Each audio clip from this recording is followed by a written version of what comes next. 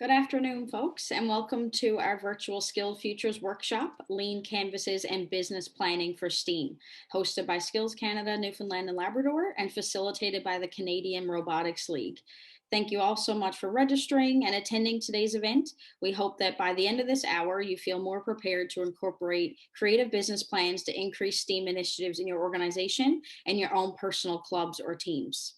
So before I pass the screen over to our brilliant facilitators of today's event, I'd like to briefly introduce STNL to those of you tuned in that have never heard of us before.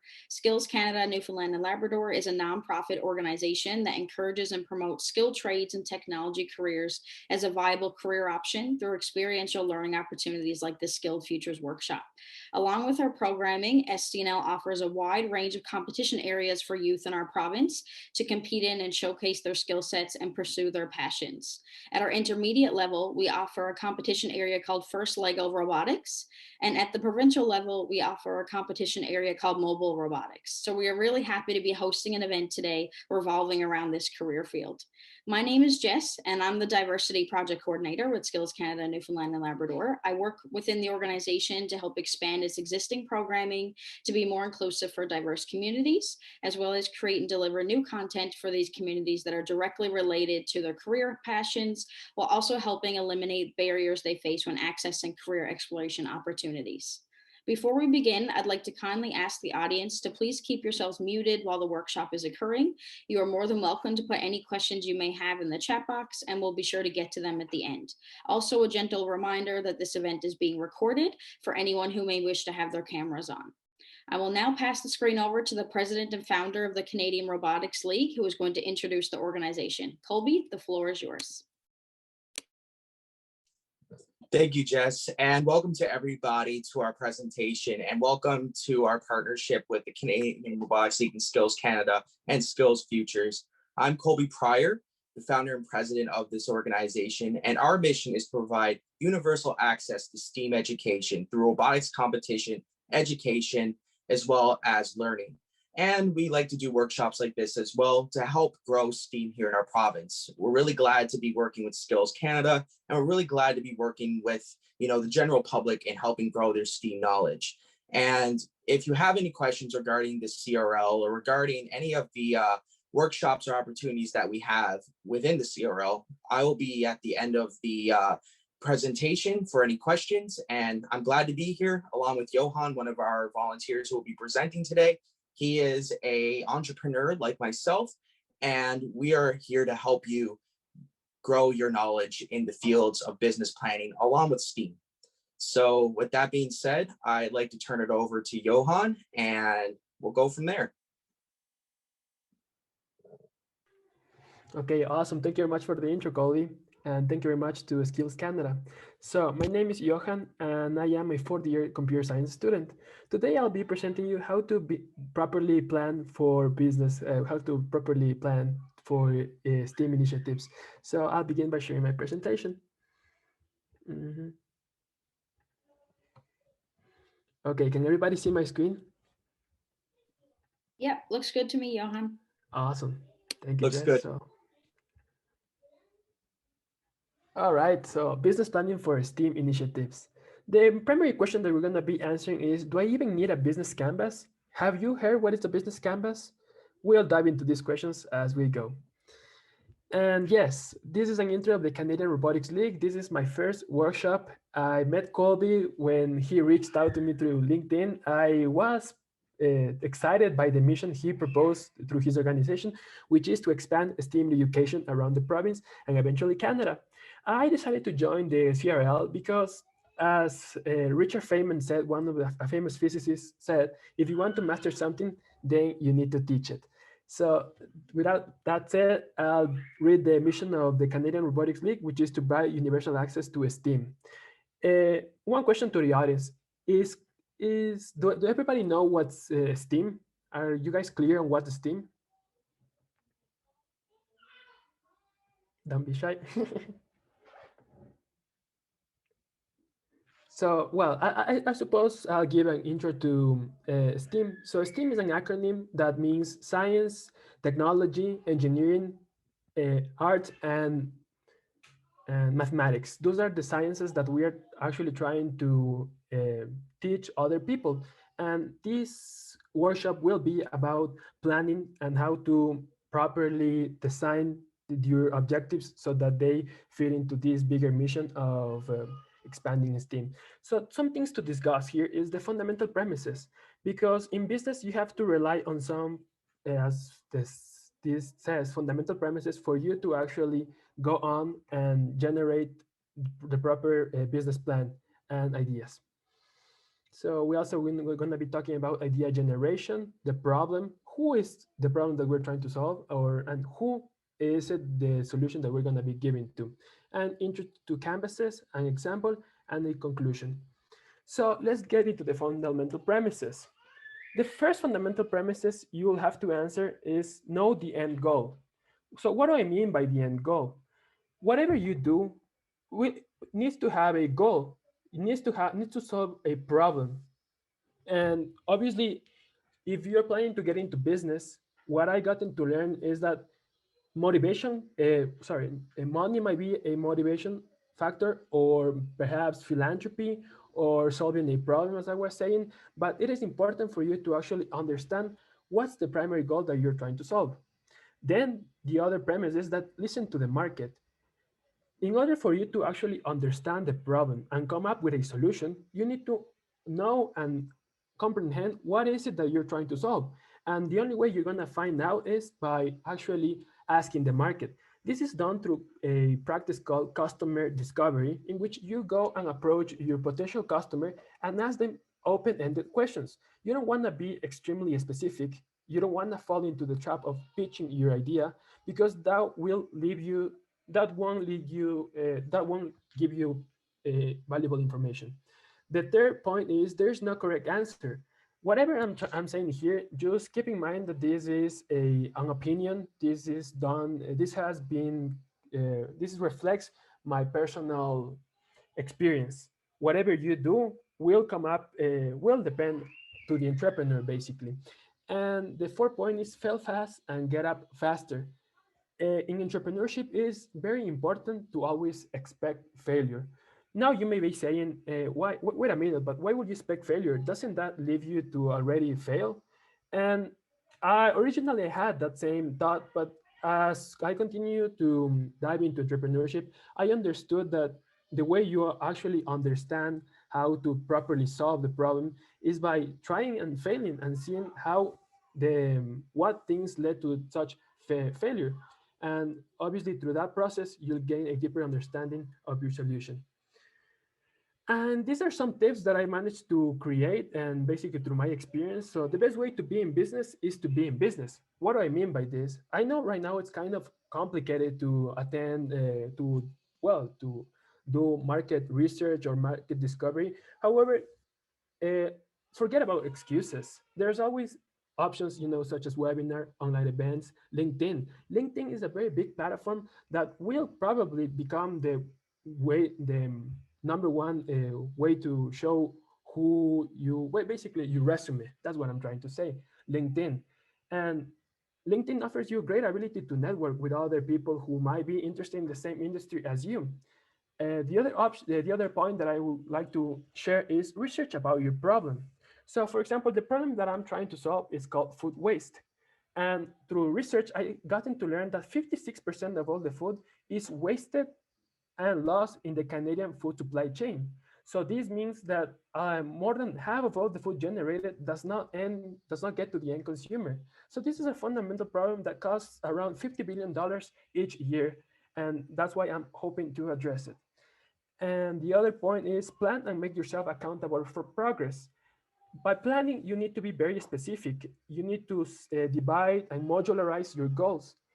Modularize, it's a term used in computer science, which means to actually divide a big task into accomplishable subtasks.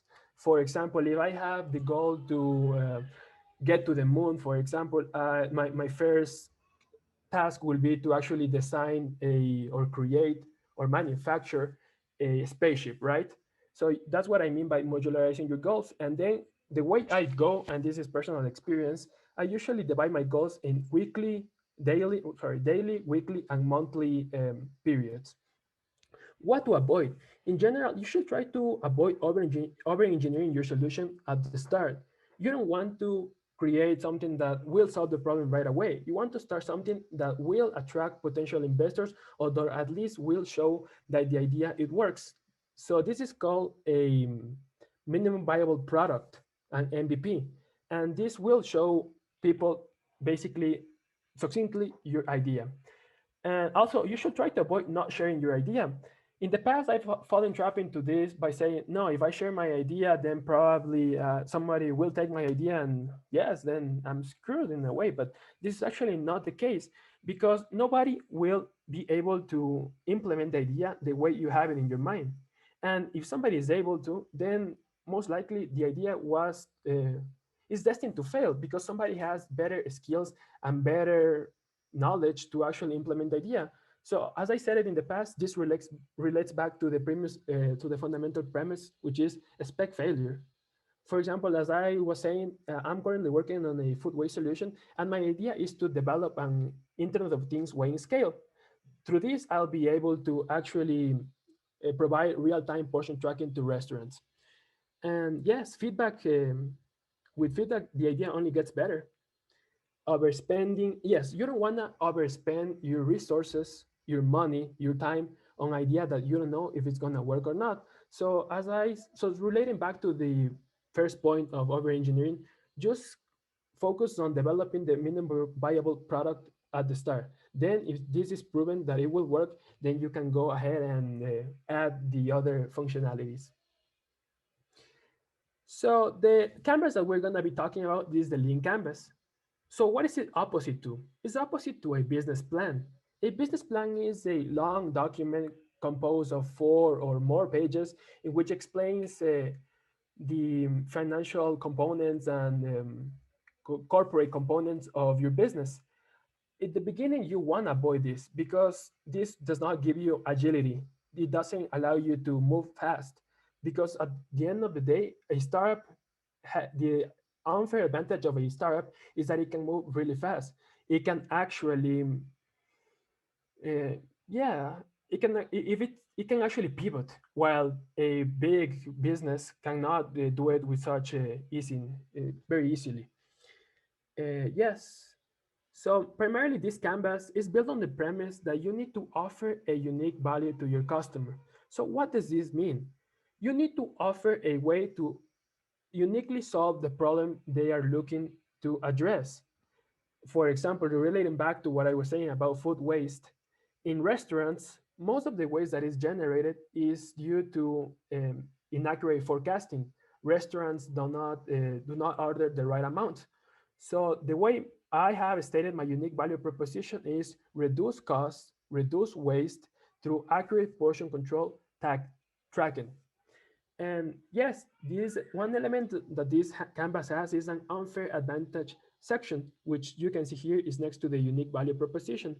You can here in this section, you can state that that your unfair advantage is your idea itself, perhaps the team, or perhaps your funding.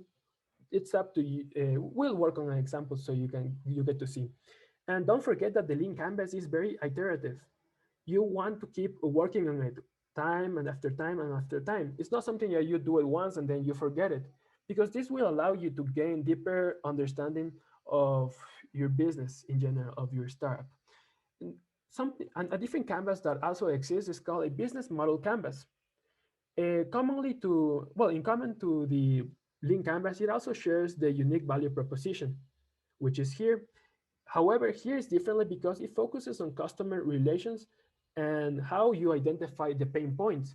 So one pain point for restaurants, it might be that they are losing too much money, or one pain point is that they are taking too much money, too much time in actually um, in actually developing actually grabbing the correct portion. So that would be a pain point that your potential customer has, and you want to address those pain points through your solution. So some elements of the business model canvas is that it assumes general understanding of the problem solution, because this is a relationship. The problem is very related to the solution, and that's why it's fundamental for you to always focus on the problem if you want to provide a good solution. And the difference and similarities. So the ones in red are the lean canvas. The ones that are grayed out is the business lean canvas. So the different elements, as you can see here, is that the lean canvas focuses on the problem and solution, while the business model canvas only focuses on key partners and key activities. This is my opinion, so do take it with a grain of salt. You should aim to start with the lean canvas in order for you to identify the problem solution better. The business model canvas is used will be used down the road when you actually start to identify the corporate aspects of your business, such as the key activities. Who are your key partners? For example, your suppliers. For the lean canvas, this is not relevant since right now it doesn't assume that you know your problem solution completely. So in order for us to actually understand how does the business canvas, well, the lean canvas can help you, we're going to be working on a live example of a business case. So have you guys heard what is Neuralink? For the ones who haven't, Neuralink is a neurotechnology company founded by Elon Musk. Their unique value proposition is developing ultra-high bandwidth brain-machine interfaces to connect human and computers. So in short, it is a way to wire, well, to establish an interface, a connection between the brain and your technological well, with your device, with your machine, right? As the unique value proposition is saying. So let's go to this website that I have here, and it's called Linkstack. Definitely, you can visit it. It gives you access to creating your link canvases. So right now we're gonna create a new one called Neuralink 1 because I already made one before beginning this workshop. And then you're gonna get a different options if you want to create a link canvas, a traction roadmap, how much money you have to raise, how much money, how many users you need to have in order to achieve your financial goals.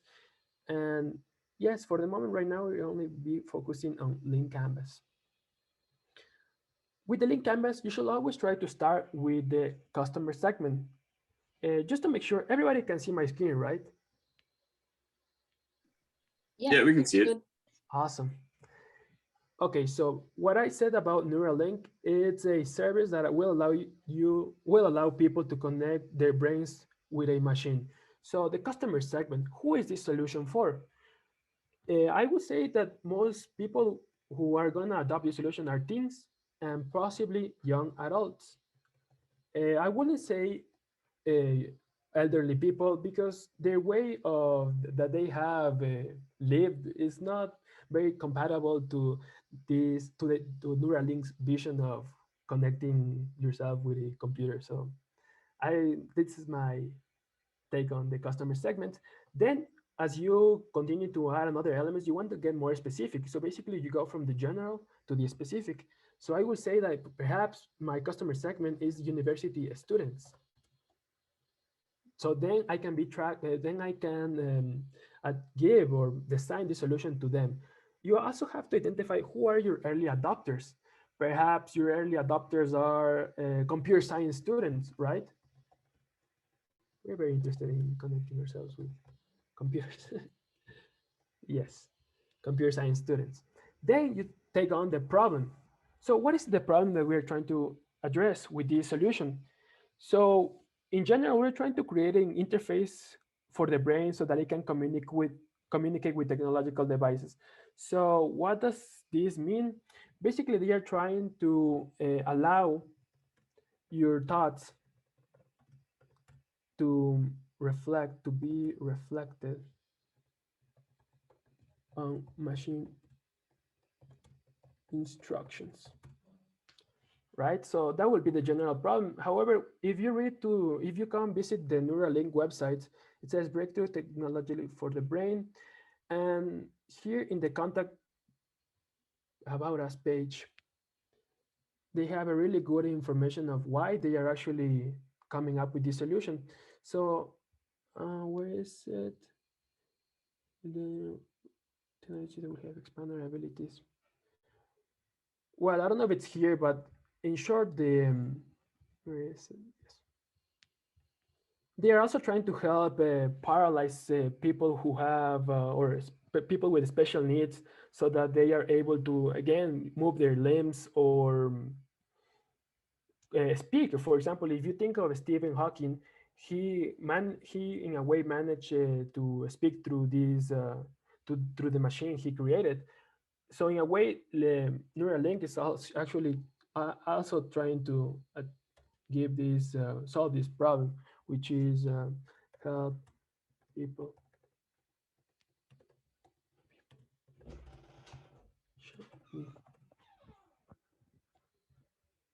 And the existing alternatives, another element that you have to recognize is that there are other alternatives in the market. Your solution most likely will not be entirely unique. So for example, other things that can help you translate your thoughts to machine instruction are voice assistants.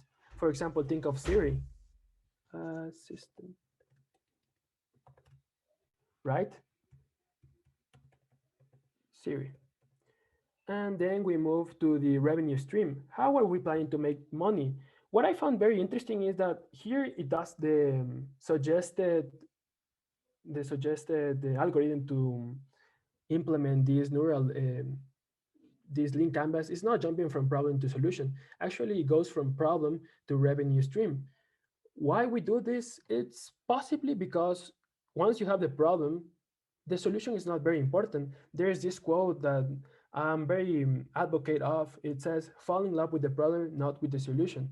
So once you have identified with the problem, then the revenue stream, how we would make money is by implanting microchips to individuals' brains. So for example, this may cost, I don't know, $200 or something, something similar. But the point is that here you want to state how much money you are planning to make and how. This is the way to get to your customer. And you want to sell a subscription fee. For example, you want to keep on adding service, sell a subscription fee to access more than one device. For example, it's cool to control your phone, but wouldn't it be cool to also control your phone, the TV, and perhaps your computer? So yes, here you will add another subscription fee to give users more freedom to select what they want. And then we jump into the solution. So the solution is, once again, it's simple as a microchip that trans brains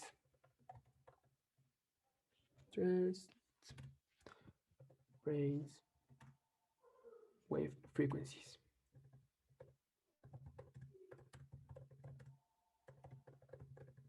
Instructions. Then you come to the unique value proposition. Here I'm using the one that they have on their webpage, since probably Elon Musk knows what he's doing. So it's developing ultra high bandwidth brain machine interface to connect human and computers. Sounds interesting, right? So the high level concept, possibly this is up to you. It's just a metaphor of how you will summarize your idea. The way I understand this, it's a kind of like a matrix, yeah, if you have ever watched the movie. And yes, we jump into after 6, the channels. Channels is a section where you specify how you're planning to get to your customer, through which medium. So for example, we can use Facebook ads, for example. We can use word of mouth, my friend telling somebody else. And recently there's this really cool app that uses a different channel, which is which is something that nobody has well, probably somebody has tried before, but now it's becoming very popular, is to invitation. You're only allowed to use this app if somebody invites you to it. So in a way, this creates this aura of exclusivity in which you want to possibly get invited. And it has a I guess it has a psychological effect on you. And then we jump into the key metrics. What are the key metrics? Here you state how much you have to sell in order to consider this project a success. So for example, let's say our key metric is have 2,000 users connected to the main computer, right? And then we come to the cost structure. What is the like what are some components that we're going to be investing on to get this solution to the market? First of all, you have to invest in microchips, right? You have to invest in engineers. So then you set this equal to, for example, let's say, well, 400K. You also need to consider about the trials. Once you come up with a solution, there's no guarantee that it's going to work perfectly. So that's why no trials.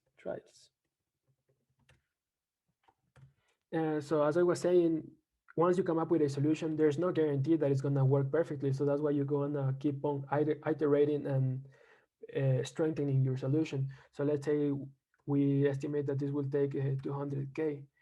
And finally, the other element that I have here is manufacturing, and let's say it's close to 80K.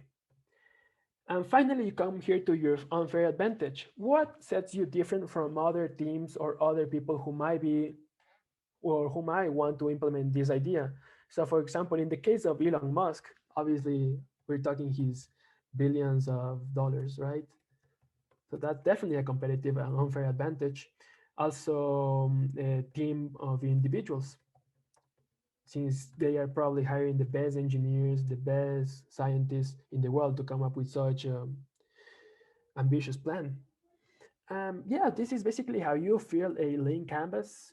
Are there any questions? Are there any elements you consider? Well, are there any elements you will switch? Please feel free to share.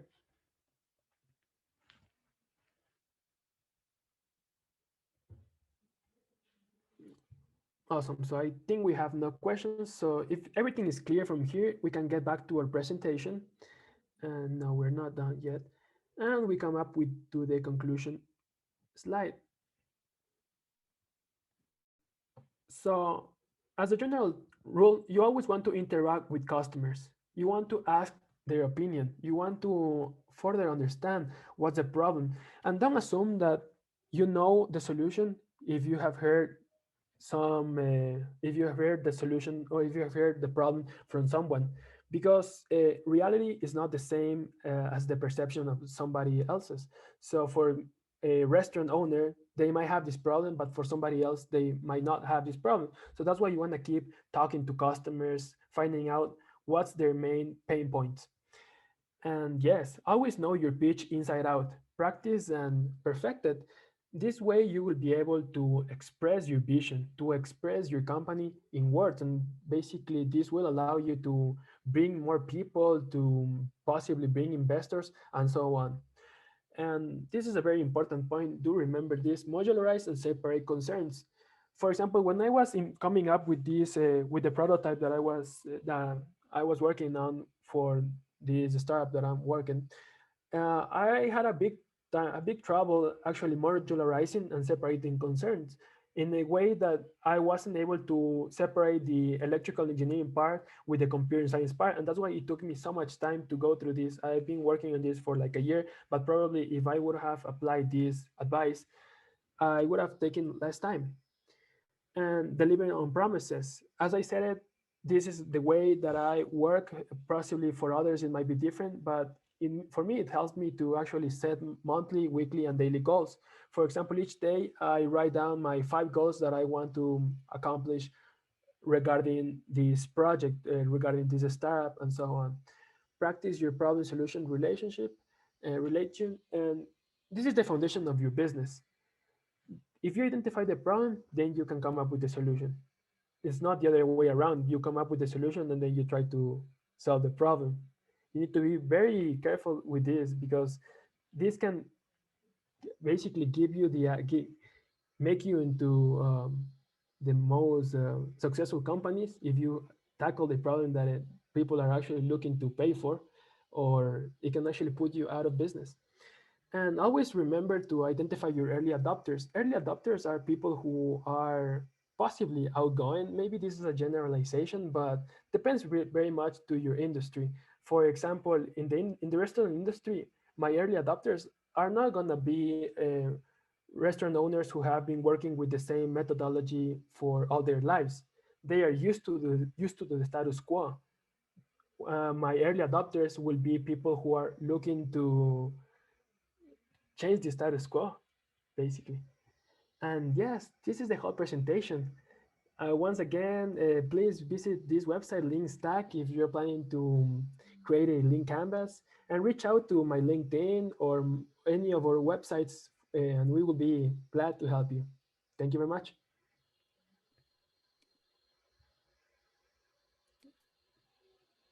Any questions? Awesome. Thank you so much, Johan, for that amazing presentation. I guess you can go ahead there and stop sharing your screen and we can see if anybody has any questions. Sure. Awesome. So I just wanted to thank you again, Johan, for that presentation, that workshop. I really appreciated your approach to it by sharing a real life example. I don't know if I would have been able to go through that platform and not really know exactly where all the pieces fit, but you really took your time to explain what each of those 9 sections meant and, gave a really good sound example of what to think about, like you could think about it this way, but there's always a plan B and approaching it differently to what a business plan technically looks like. So I just wanted to thank you for your approach that I think you really acknowledge the fact that there might be different learning stages in this audience room today, which I'm sure is greatly appreciated by others as well. And I hope that folks tuned in are really looking forward to pursuing STEAM initiatives and can really use that platform for doing so. So thank you so much. I would like to now open the floor to any questions that the audience may have for Johan or Colby with the Canadian Robotics League. You can unmute yourself and ask a question, or you can go ahead and put it in the chat box. Either works with us, but we're happy to answer any questions. I'm also now, while I'm waiting to see if anyone does have any questions, inserting a Google form. It's a link in the chat box. This is an evaluation feedback form that SCNL distributes at all of our events. All you have to do is click the link and it'll direct you to the form. It gathers your experience of the event by asking you a few questions. So if you could please take the time to fill that out today, it'd be greatly appreciated. We value and consider all feedback when developing future content. And Canadian Robotics League is a new organization and they'd love to hear your feedback as well on how their workshop went today. And for anyone that does take the time to fill out the form, you'll be entered for a chance to win an SCNL swag bag that we'll mail to you. So I'll just wait a couple minutes there and see if we have any questions. Oh yeah, I have one direct question well, I'll read it out. Do you have any tips on how to perfect the business pitch for anyone who that has never done one? Basically, my take on this will be for you to practice and practice it out loud. Try the pitching to your family members if that will generate more that will generate more confidence at the start, and then you can move on to carrying out normal conversations, because at the end of the day the pitch, and it's basically for other people to understand your idea and to feel that they identify with the cause and the mission. I have this resource that you might find helpful. I'll share it to the public chat and everyone in the meeting. It helped me a lot to actually come and solve this problem of the perfecting your business pitch. It has good access and good resources. Awesome. Thank you so much, Johan, for catching that question. Does anybody else have any questions for our facilitator or for Colby with the Canadian Robotics League?